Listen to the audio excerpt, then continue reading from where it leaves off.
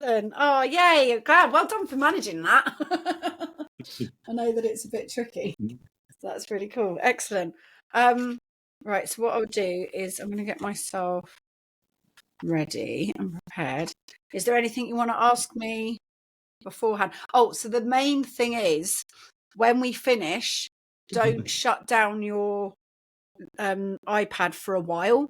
It will come up and tell you when it's finished downloading, because what happens is you might see that my image is a bit grainy. Your image is a bit grainy to me at the moment. What it's actually doing is it's recording both of us at the same time, and it will take a little while for it to download to my laptop. So you need to leave yours running so that it does that, because Jonathan K, bless him, shut his down and we lost half of, there was me chatting, but there wasn't his responses, so we had to redo it. So yeah, just make sure you leave it open until it says we're done. Excellent. Okay, so Gordon. Cool, and it'll be about an hour. We'll chat for about an hour. And let's just see how it goes. And if you want to join in at all, Geraldine, then you're welcome to if you get drawn into it, but it's up to you guys what you want to do with that. I was going to sit here just in case. Yeah. As per usual. Excellent. Okay, fabulous. So he's just putting his hearing aids in. Oh, okay, yeah, great. Yeah. Let me know when you're ready. Do these nowadays. Cool. So once you're all settled, excellent. So I want to say a huge welcome to Gordon Field, who I've been going to chat to this evening. And I met Gordon and his partner Geraldine in 2020 when I did my first pilgrimage, walking the Michael and Mary energy lines from Kenilworth, which is just below Land's End on the Cornish coast, all the way to Hopton-on-Sea on the Norfolk coast. And where did we meet? We met at the church. Which church was it? St. Michael Church. St. Michael's Church, yeah. Whereabouts? It was in Somerset, wasn't it? That's Somerset, yes. Yeah. And I'd never met you before. How did you hear about me? I found you on the Energies group on Facebook, and you said you were going to do the walk, and I was offered you accommodation. Brilliant. Excellent. Yes, thank you, Geraldine. And I got a message from you both, and I had no idea. You said you had something for me, and I had no idea what it was. But before we get on to that, I'd like to hear a little bit about your background, Gordon, because I've never heard what your story is, like where you grew up and how you kind of have come to the work that you do and what the work you do is. So do you want to tell us a little bit about what you do? Yes, yeah. I grew up in rural Sussex, on a farm on the edge of the High Weald. And my main interests were the farm, of course, but also the nature around me. And the only thing I really enjoyed doing was drawing. That's all I used to do, drawing all the time, spending time out in nature. From that, I went to school, a secondary modern school, and you had a choice of three options when you left the school. It was either agriculture, horticulture, or light engineering. Can I just stop you just for 1 second? There's noises happening in the background. I don't know if I suspect Geraldine's doing some crafts. My father's cooking. Oh, is it? Yeah. So obviously I'm going to be picking up all of that. Have you finished, Dad? Yeah. Sorry. I know I could hear he was doing it quietly, but it will also just be that everyone can hear that. Hear you. Okay. Sorry. So good. Yes.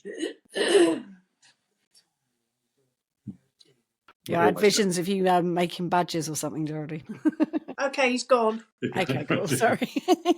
Right, do we want to start that bit again? Yeah, just from the school bit. Yeah, that would be great. Yes, yeah. So I went to a small primary school grew up in a place called Dial Post, halfway between Horsham and Worthing in Sussex. Oh, wow. Yeah, and I went to their secondary school, and they said the options we had there when we left, we were being pushed towards agriculture, horticulture, or light engineering. But all I wanted was to do art. And I was the only one who went to art school that year. And somebody else went on to the Royal College of Music, but we were the sort of real mavericks amongst all the normal process of things. So I went to art college in Worthing, and for me that opened up everything for me in terms of that going into college. Sort of my mind was opened up completely. And I spent 4 years there. I did a foundation year, and then I concentrated in exhibition design. And the other idea was that I would then go on to work with a designer in the exhibition industry. In my final year at college, there were so many union disputes at places like Earls Court and Olympia that basically the exhibition industry I've been trained for disappeared. So I ended up doing more exhibition graphics.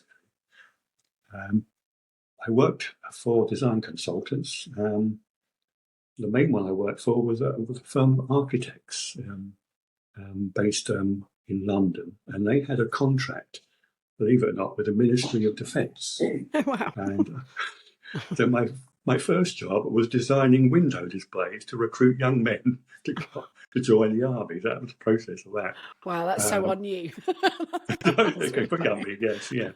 But it was a good. I started off at Wilton near Salisbury, and then the job moved up to Aldershot. I didn't like Aldershot, so I got a job with another firm of architects. But after a year, the original company asked me whether I take over the office in Chester, and Chester was a really nice place to go. So I thought I'll go there. And that job, I covered the whole of Wales, the West Midlands, and the North West. So I spent most of my time just travelling around, giving advice, and acting as a consultant. But then after a while, I got a bit tiring. Then the office was going to move to Preston, which is a nice place, Preston, but I didn't want to go there. So I decided to I used my skills and knowledge I had to go become an art lecturer. So I went to Carlisle. So I was there for 4 years teaching art and design. And then eventually I moved to Taunton, where I was the senior lecturer in graphics, but then I went into art design. So the graphics I didn't enjoy. So I went into just teaching post-16 and over art education.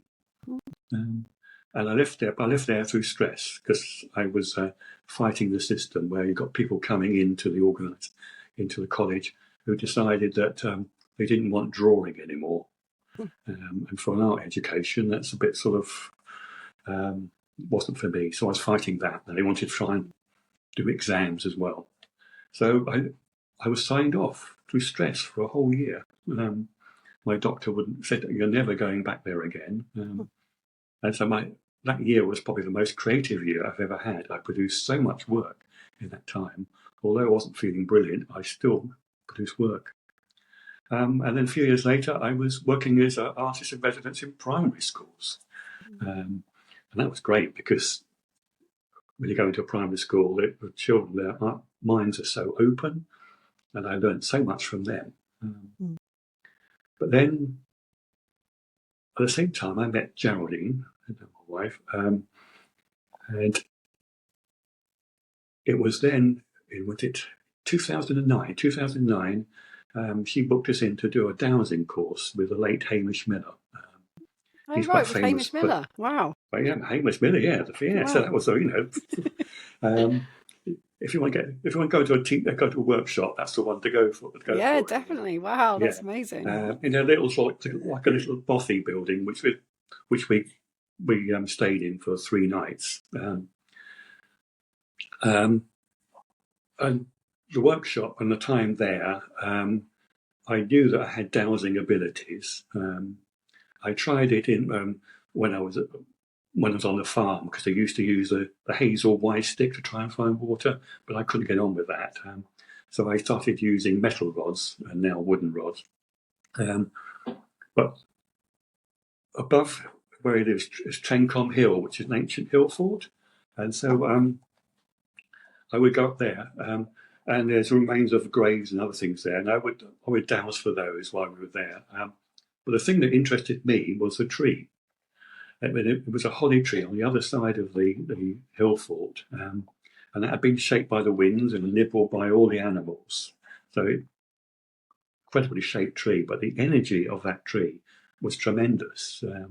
Its aura or energy field around it was very, very large. So I thought maybe it's trees I'm working with, but at that time I didn't really know. And then a month later, we were in Brittany, and Geraldine's parents have got a farmhouse there. And it's on each morning I would get up before dawn or walk along one valley to another valley with an ancient wood with a stream running through it. On the third morning, got up crack of dawn. It was really frosty and wonderful. This is about mid-March. Frosty, beautiful day. By the time I got to the wood, I had used up both batteries on my digital camera, just recording things. And I walked into the wood. But I can't remember what happened to me. Oh, wow. Yes. I got back to the house very late, and they said I was in a completely different world. And I wasn't allowed to go back in the wood for the rest of the holiday because I was concerned. But what I found out afterwards is that the trees had made a contact with me.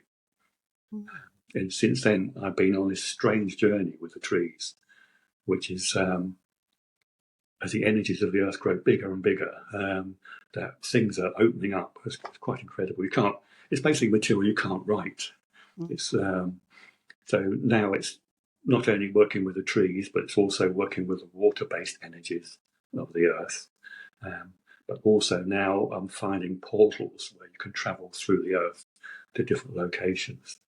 It's and this coming winter solstice will be the final increase of 9 increases in energy from deep within the cosmos.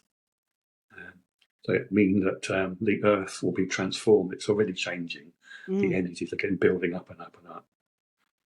Yeah, so it's an interesting time. It is an interesting time. I'm definitely feeling that as well. And there's the Pluto transition as well. Pluto's just transitioned into Aquarius. And so that's the beginning of a whole new, so 20 years, every 20 years, Pluto shifts. And it's been 240 years since it's been in Aquarius. And the last time it was there was the French and Industrial and American revolutions. So it's a time of great communal change. Yeah, so like big communal shifts. Yeah, so that it feels like Dizzle turned my partner. Obviously, you met him coming to the wedding in the summer, which was really wonderful. Yes.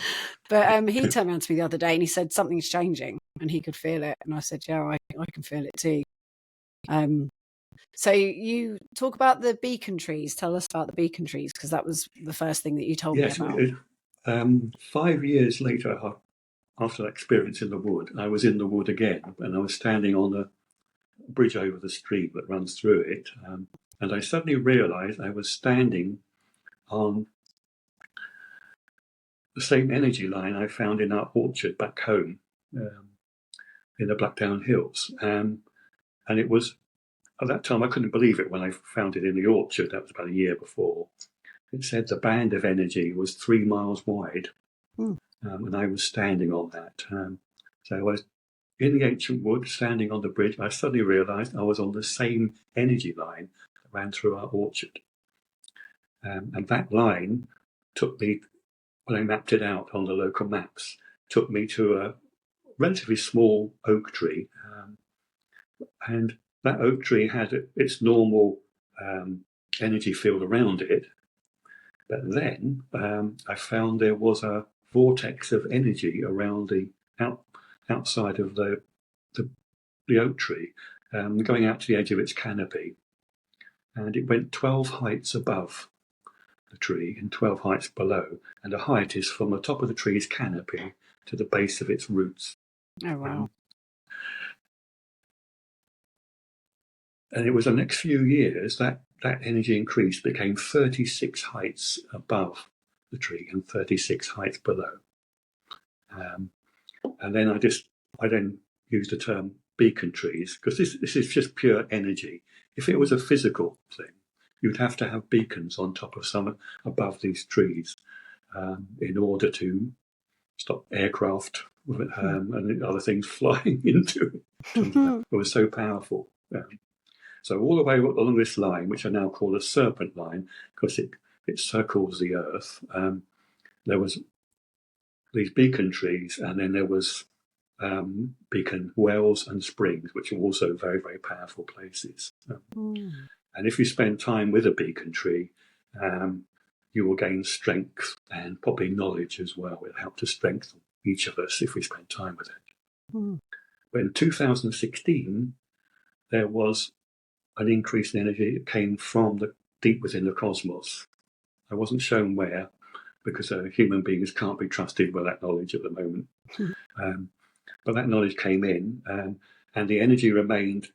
So the energy remained 36 heights above the tree, like a cone of energy going down into the Earth. The top of the tree, that 36 heights is the apex, and it goes down deeper and deeper into the Earth.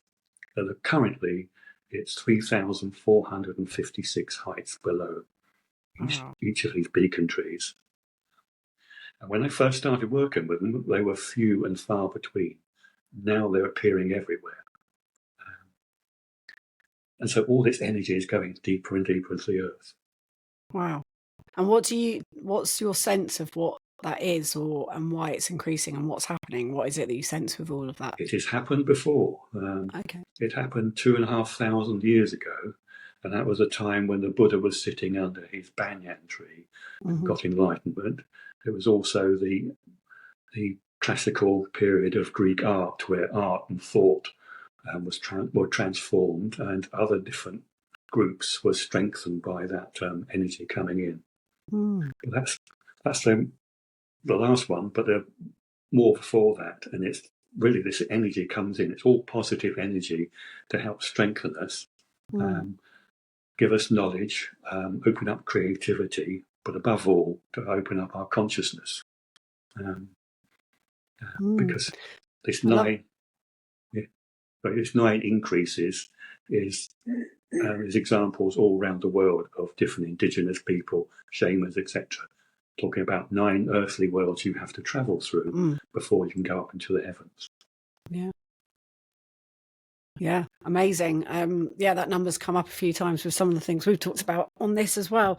And it's interesting because when you talk about that, I don't know much about quantum computers, but I remember having this image that was described in something, and I really loved it, of the black holes were the wires coming into the universe that we were in, which, if it was like imagining it like a computer, that the black holes were the wires and that the information was coming through these wires.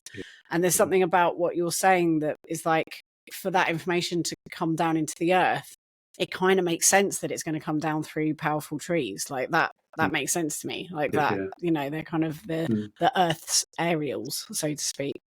So I find that really fascinating.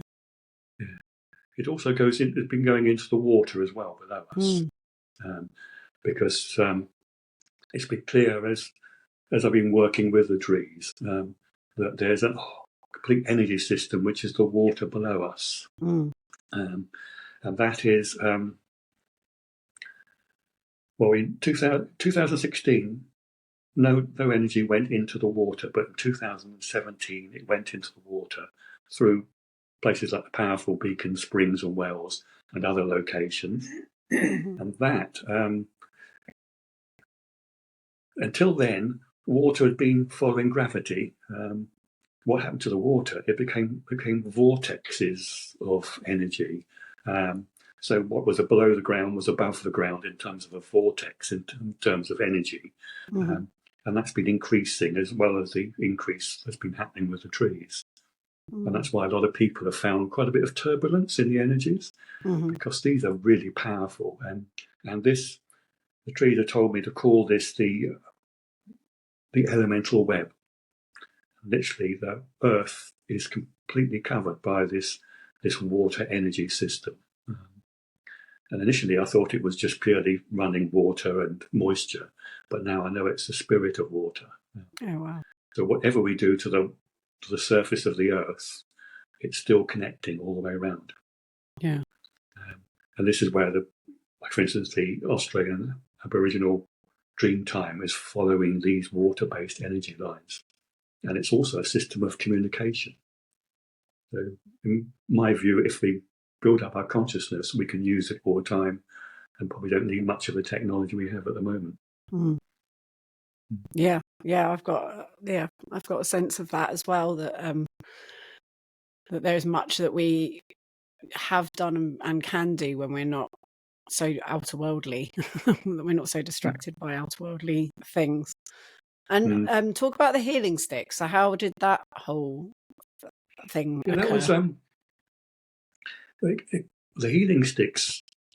It was we up on the Blackdown Hills. We used to have a winter gathering where a group of us meet up and we do contributions to it.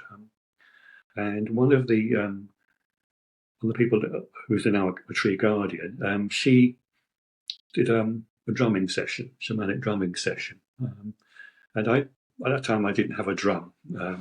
So I got 2 pieces offcuts of hazel from some sculptures I'd been making. And the idea was using them with like rhythm sticks. As soon as the drumming started, I was told to put the smaller one down and hold the other one at either end and horizontally. And as the drumming went on, I got completely fixed, grounded, and the sticks got hotter and hotter, but I couldn't let go. And it's when the drumming session stopped, I was sitting there with very hot hands holding the stick, completely stuck. I couldn't move. And I checked and doused to see what had happened, and it said it'd become a healing stick. And I thought, well, is it healing? Is it to get rid of bad energy or things like this? And it said, no, this is to help heal the earth. So from then on, I was shown using hazel as the base to make the hazel sticks of a certain height, and I carve into them. And it's very therapeutic, whittling away at wood for days on end. But the idea was to get those, they had to be, at that stage, activated through shamanic drumming sessions. But those things have moved on since then. And what we do with that is I would make them, activate them, and give them to the tree guardians I work with. So it's the tree guardians, about 180 tree guardians at the moment. Wow, that's gone up. Yeah, I think it was 89 when you asked me to do it.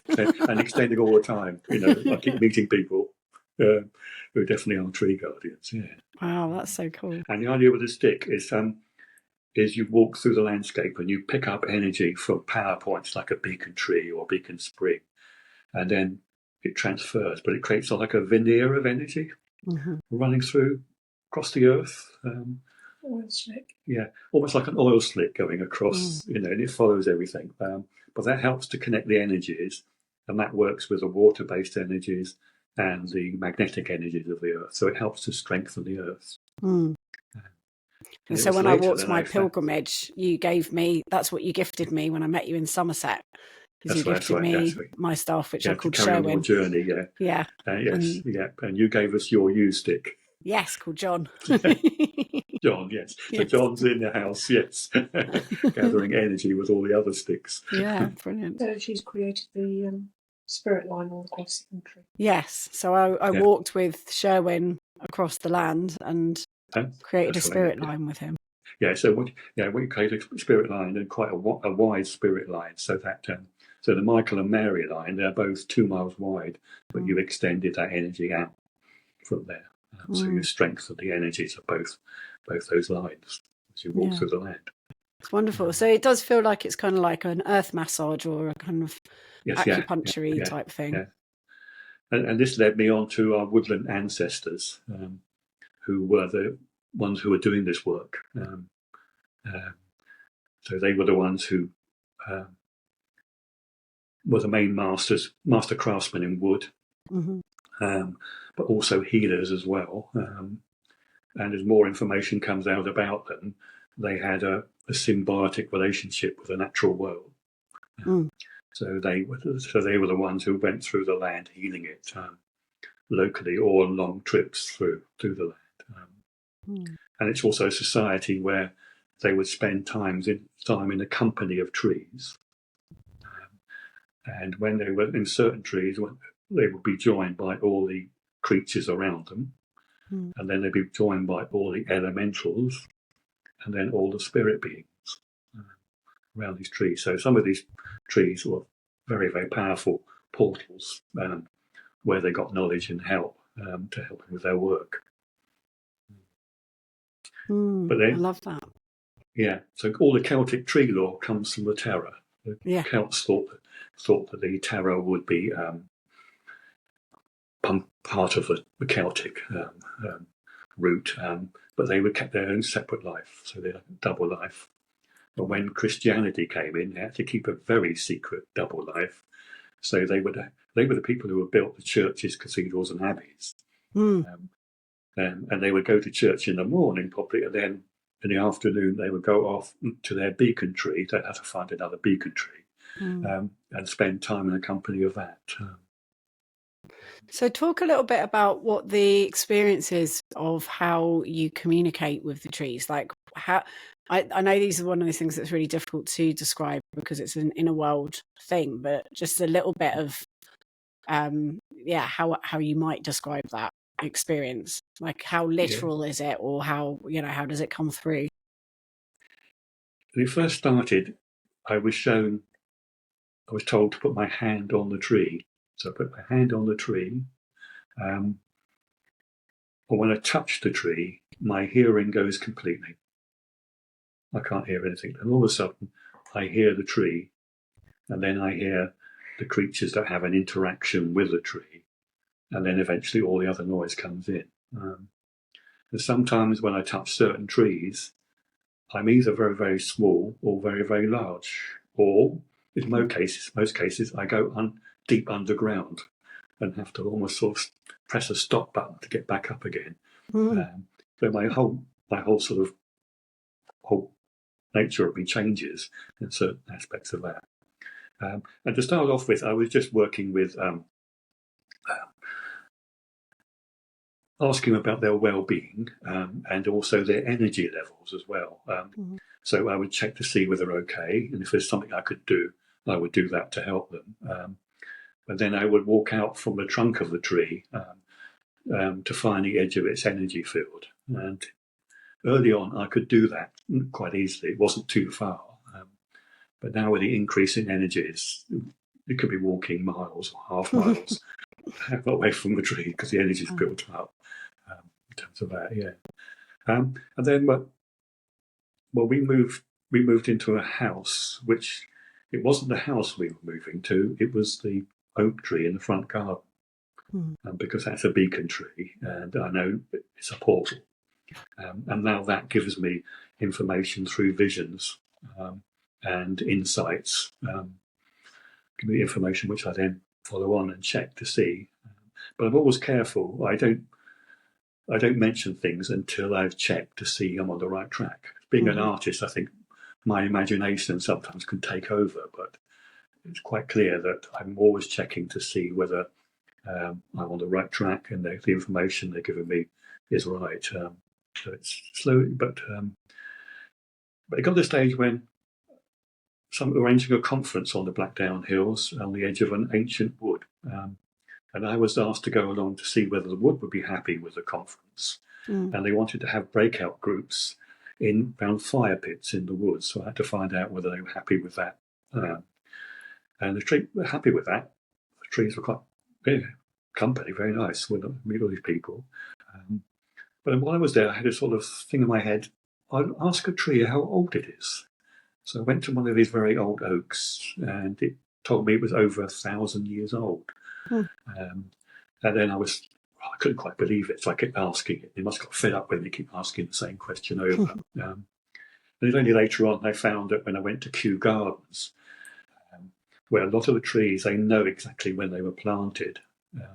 So before I looked at the plaque that's on the ground next to them, or the side next to them, I would dowse a tree, and I was right every time. Oh, wow. From then on, I sometimes just ask a tree a few times because they haven't had contact with us for so long. They can get confused. And then things started moving out from there, really. So it was incredible journey. Wow, that's so cool. That's amazing. I love it. Yes, yeah. What an incredible story. And so I think we should pull the cards and see what the universe wants us to talk about. I'm interested to see what comes up. Like synchronicity, yeah. Yeah, exactly. So I'll go like this and you tell me when to stop. Stop.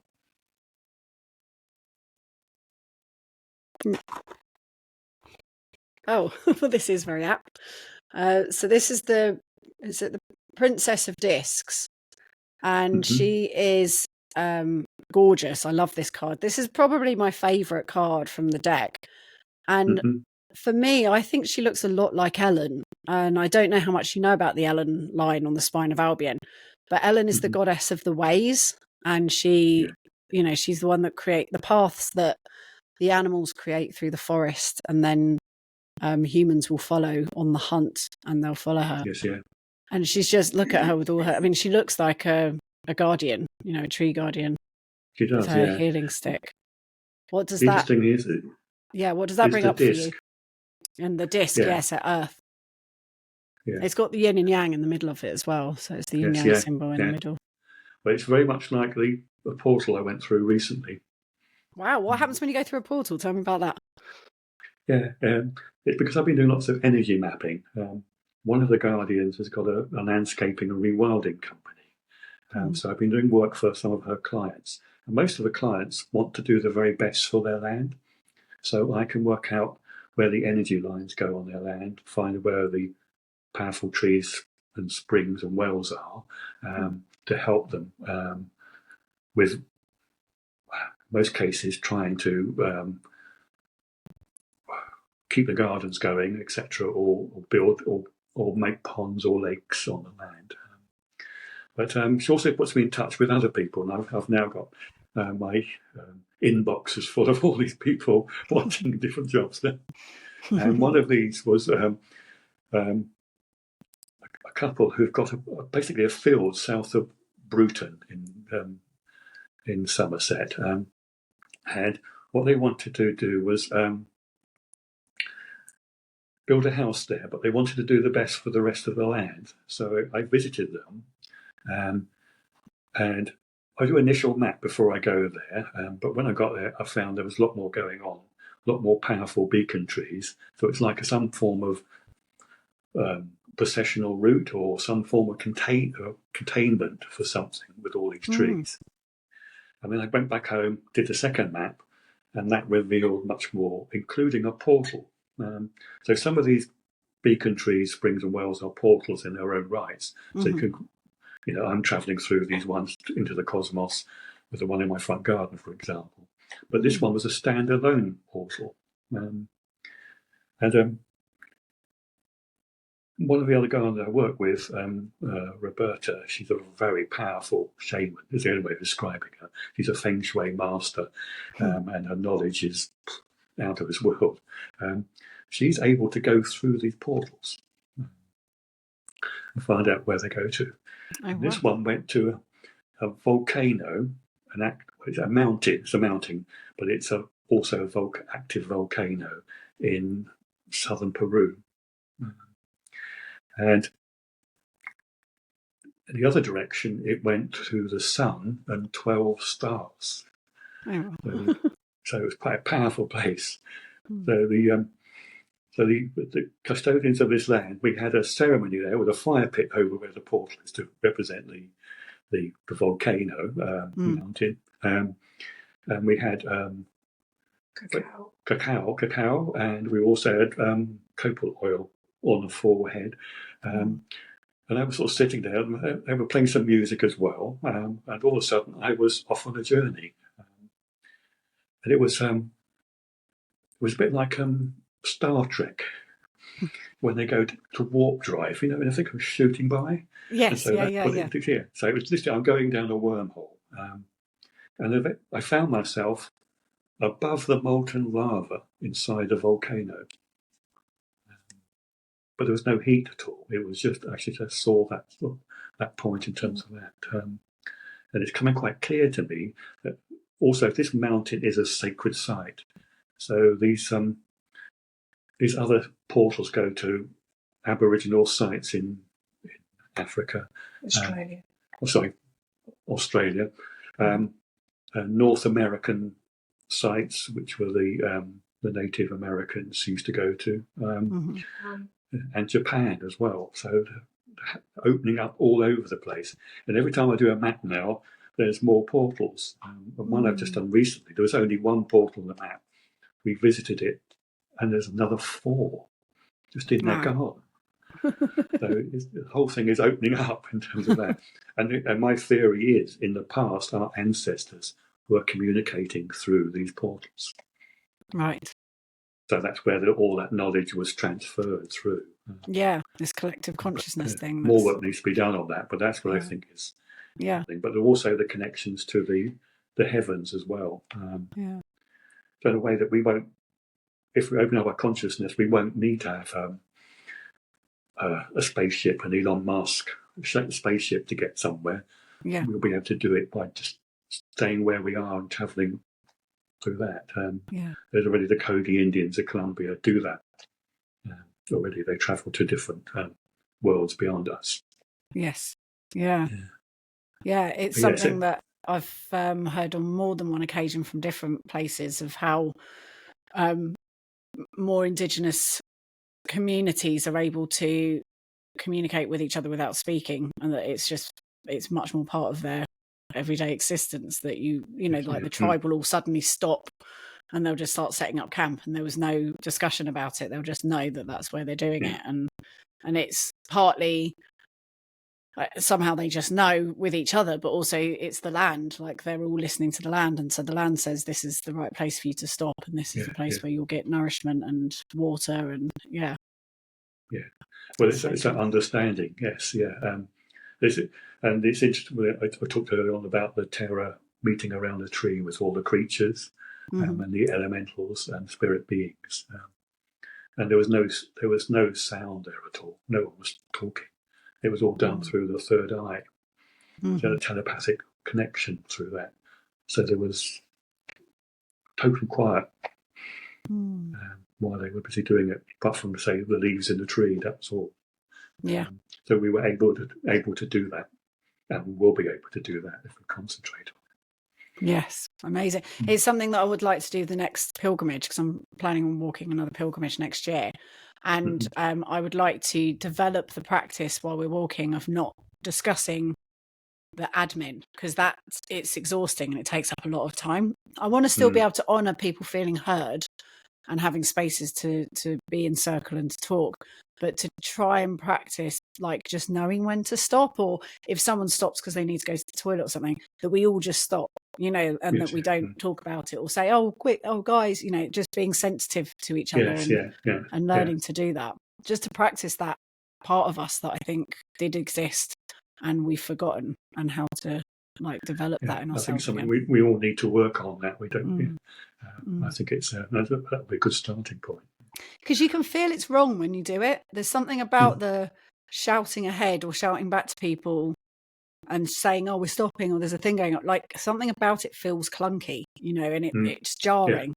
And actually, it feels like the right thing would be that we were just sensitive to it and just automatically, you know, stopped and were thoughtful about it. Or, it definitely feels like something that's natural and right that we don't do anymore. And it feels jarring when we don't do it. Excellent. I love that. And does the Ellen line mean anything to you? Like, have you had much connection with the Spine of Albion? Yes, because I followed your journey up through, and I've still got to end my list of work to do on finding different sites that you. I keep finding new stuff. It'll keep me for. I need 10 generations of me, I think, really, in order to do that. But yes, there was one of the Guardians who's based at Lambourne, and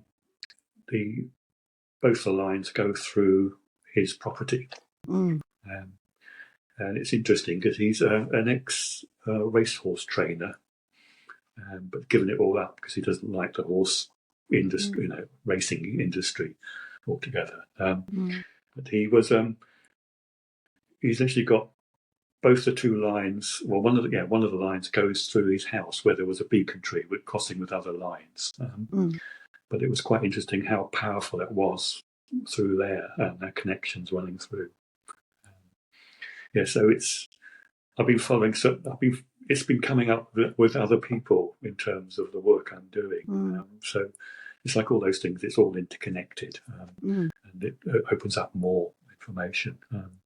But now, well, that's what's so wonderful about doing the pilgrimages. I have no idea what connections it creates, like the ripples that it leaves behind. I love hearing that. I love hearing that because of becoming aware of it, then these other connections have been made that are nothing to do with me, that I know nothing about. But it's nice to have been part of that process to somehow open things up. Yeah. Well, I'm finding all the mapping I'm doing at the moment, I'm finding so many ley lines. It's unbelievable. The two energy lines that create the ley lines. And there's just masses and masses of them. We've named one of the lines after the youngest tree guardian, who's 10 years old. Oh. And he's a true spirit for the earth, is the only way of describing it. What's his that's name? Called the Artemis lines. His name's Artie. Artie. How wonderful. I've got to find a name for the other ones as well. But it will keep Dowsers going for years and years, following all these lines I'm following through.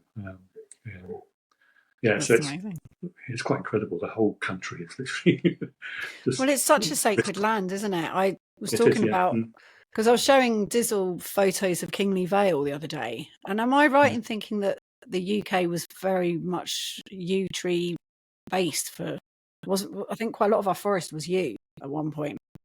I'm quite sorry. The yew tree, Kingley Vale down near Chichester is a forest of yew trees, and I believe that a lot of England was covered in yew tree forests at one point. Yeah. And I just showed the photos to Dizzle, and I was like, how could you not think that the UK is incredibly magical and sacred if you came across this beautiful island that was covered in trees that looked like this? I mean, it looks like Lord of the Rings. So no wonder everyone, found it a sacred place to be. Yeah, because in Britain it tends to be the beacon trees tend to be either oaks or yews, so very powerful. Yeah. The whole place is, you can almost feel it coming alive at the moment with all this energy.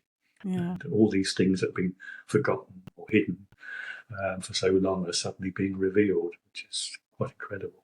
That's so good. I love it. Brilliant. Right, we'll pull another card.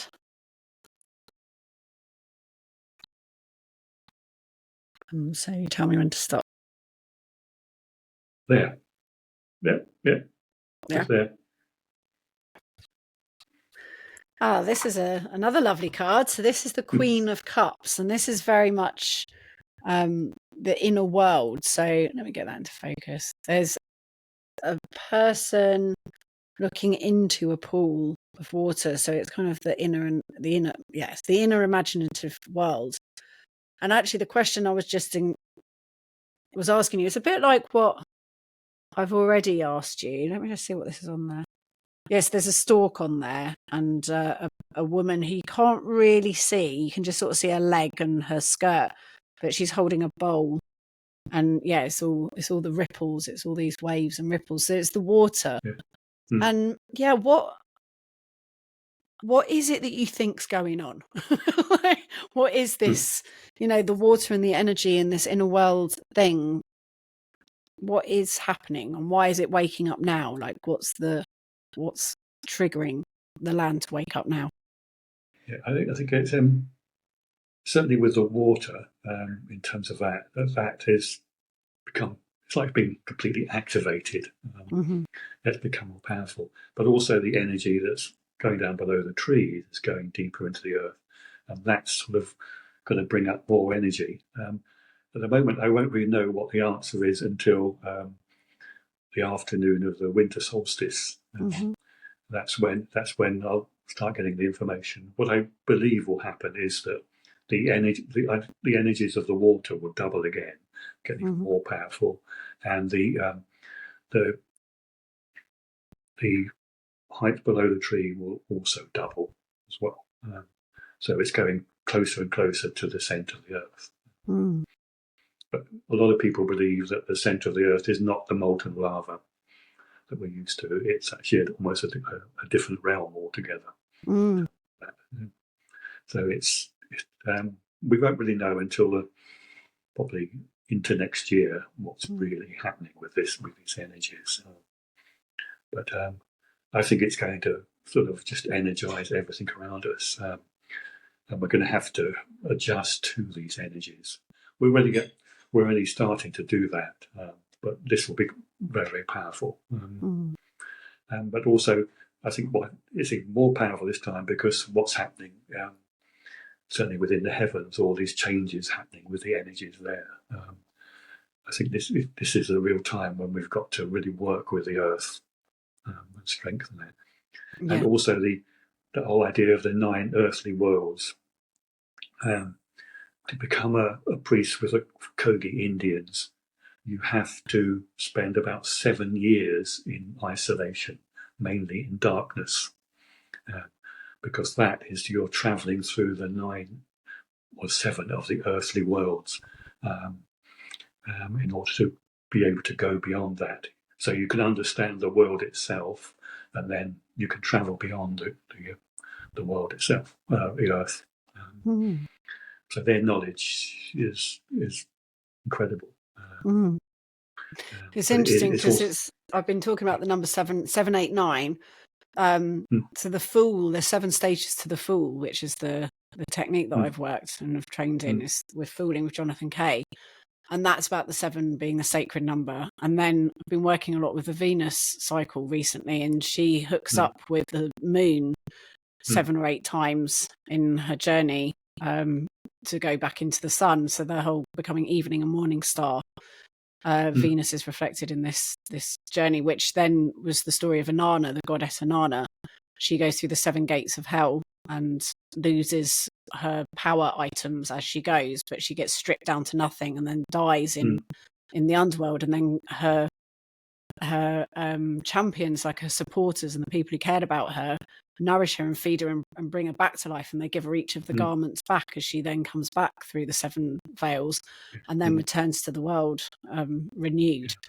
And that reflects in the Venus journey. So it seems like there's so many things that marry up with this and mirror it in the cosmos and in our mythology. And I think also this, in a way that for us it's going to be easier to do that. We won't have to spend 7 years in isolation in order to travel through the earthly worlds because of this energy coming in. It's helping us, but we all have to work at it. And to work at it, we have to reconnect with the earth itself. And it's quite clear it has all the answers we need. But it's been hidden or forgotten. But that change is on the way. Yeah, I definitely feel it. An interesting conversation I had with Dennis, who I don't know if you met, but he's an energy worker who's done quite a bit of the pilgrimaging with us. And he says he thinks we're actually going to just completely vibrate into a totally different reality, and that's going to be happening shortly.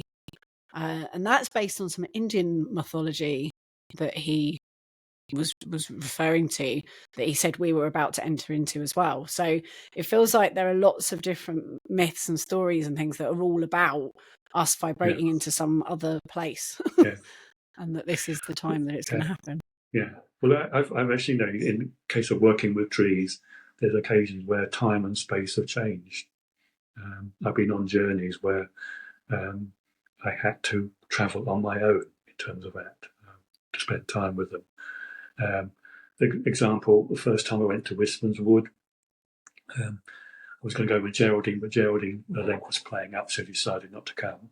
So I was meeting the others in the group at Post Bridge on Dartmoor, meet up in the car park there.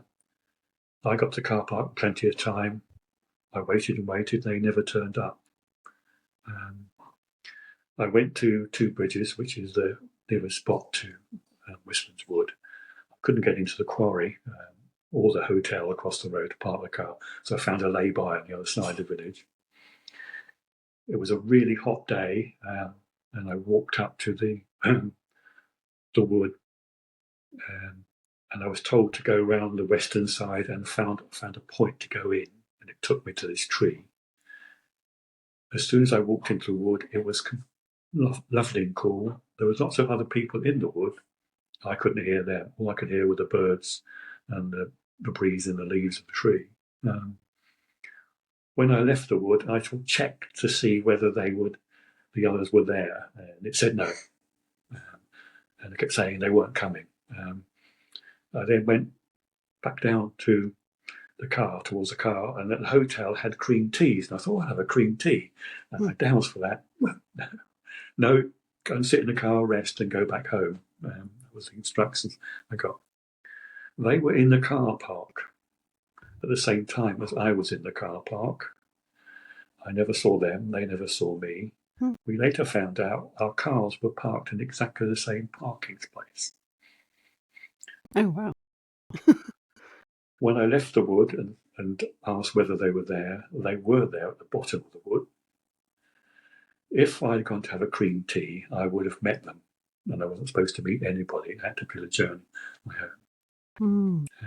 And often when it's also, when we spend time with a tree, you think you've only been there for a short while. You could be there for hours.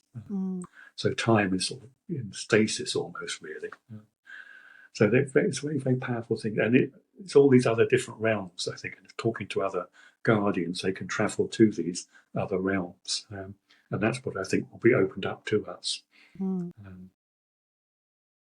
Very exciting. By opening up our consciousness. Yeah. We've got no idea what's possible, which is really exciting. And I'd love to be exciting times, yeah.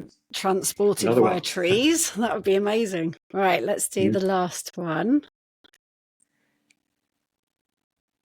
Yeah, there. About there. Yeah.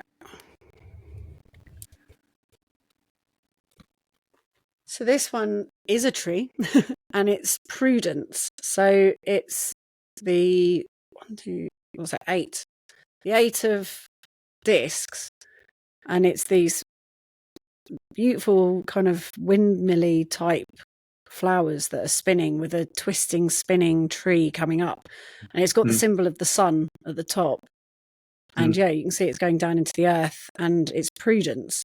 But there's something I think this card's got a really joyful feel to it, and it's interesting that it's reaching up to the sun, because that's where the information's coming down, some of it, isn't it, from there?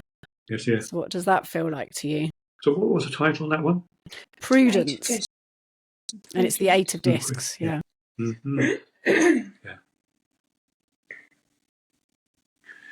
Yeah, I think, once again, it just shows the energy of the trees, that connection. Because, they're saying that some of these trees are that connection to the cosmos. If you could spend time with them, they'll take you to that. That's the way they're going, I think. This is what a lot of them are going to be doing. If you spend time in their company, you will be travelling. But once again, it's opening up of our consciousness is the important part of that. So we've got to work at it. But if we spend time in their company, things will open up. And also, you spend time in the company with water at springs and wells, beside rivers. That will also open up your connection. And it actually brings it a little bit onto the Chaos Crusade, because that kind of feels, I don't know if you've thought about the Chaos Crusade at all, but it was, what is a thing that people could do for them to have a different experience of reality? And that feels like it's sort of a bit to do with that. But what was what idea do you have for your Chaos Crusade? I would first of all put your ear to the tree, listen to the tree, spend some time with that. But then just spend time in that tree's company, and you will start hearing and seeing things, even smelling things around you. And that's the important thing of spending time with the trees, is their connection to everything around them. In terms of that, if you see the world from the tree's point of view, you see it completely differently. Things slow down, you become relaxed, you become strengthened. So that's, in a way, that's the idea. Is a lot of people think, when you go to a tree, you should hug it. The last thing you should do is hug it on the first visit. It's just far too forward Um, you should just place your hand on the tree, place your ear on the tree, and just make that connection with it. And I think that's the thing to do, is just make the connection with the tree, the hand, certainly, and listen to the tree as well, and listen what happens around the tree. And it will open up a great deal. It will strengthen, calm you down, but it will also start giving you knowledge, experiences. And how long do you normally spend with a tree? Like, I mean, I know you were saying that time sometimes just gets completely lost, but if people were going to go and do this, how long would you say to at least give yourself to go and do it? Yeah, I was, because Whatever's comfortable. yeah, whatever it is, Jodie was saying, whatever is comfortable to you, really, in terms of that. I would say at least half an hour in the company of a tree. But you'll probably find that half an hour has turned into an hour or even longer. But certainly about half an hour. You've got to spend some time with it to experience what it experiences. And the best way to, if you spend in time with a tree, is to place your back on the trunk of the tree, or sit with your back to the trunk of the tree, because then your chakras are connected. But it also means you're looking out and experiencing what the tree sees and feels. That's the best way to spend time with them. Yeah, that makes sense. I like that. And seeing the world through the eyes of the tree. And can it be any tree? I think you were saying that beacon trees are ones that people tend to be drawn to, like the tree you climbed as a child. I'm actually taking Dizzle to go and meet my beacon tree, the one I sent a photo to you once, and you said, yes, that's a beacon tree, which I used to climb as a child. So I'm looking forward to introducing Dizzle to that. We called it the Jedi, it was called. But yeah, the trees that you climbed as a child were possibly beacon trees. And does it matter what trees you sit with? It doesn't matter, no.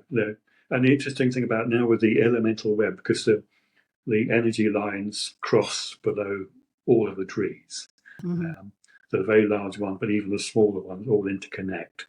So you'll be connecting with other trees. You can ask to connect to other different locations. And in a way, that's where our communication system will improve from then on. Will be that we'll be able to go to trees or to springs and wells, and then connect with other different locations in terms of that, and ask questions and gain knowledge from that. So yeah, my beacon tree is in the front garden. So, but on one day in 4, because I've got the 4 portal trees up where we live. I've got a connection to that one, and it's downloading information in terms of that. So, we might be in a city, but with hardly a single tree around. But then, if we're on top of the water, the elemental web, so we can connect with a tree. So we can do it anyway. So we can stop and spend time with that. So our connections will build up and become much stronger.